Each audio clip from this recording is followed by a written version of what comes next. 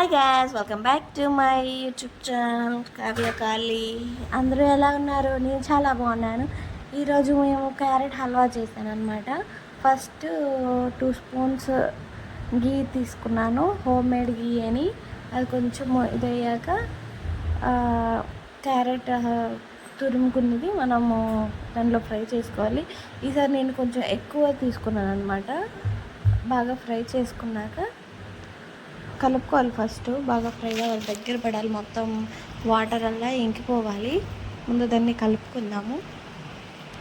కలుపుకున్నాక నేను ముందుగానే డ్రై ఫ్రూట్స్ అవి సపరేట్గా వేయించాను అనమాట. ఆ క్లిప్ లేదు. కొంచెం బాగా ఫ్రై చేసుకోవాలి, దగ్గర పెట్టుకోవాలి.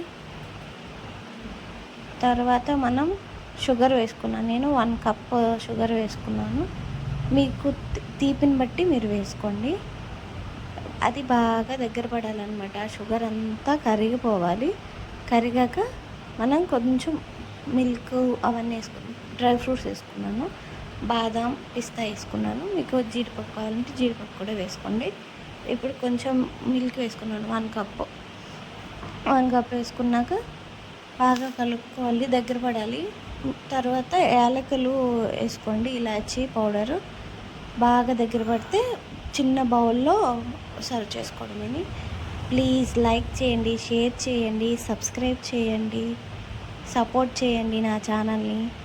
మీకు ఇలాంటి వీడియోస్ కావాలంటే నాకు కామెంట్ కూడా చేయండి, నేను అందరినీ రిప్లై చేస్తాను.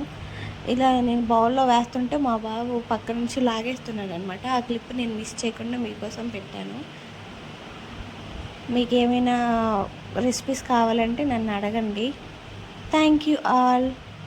Bye.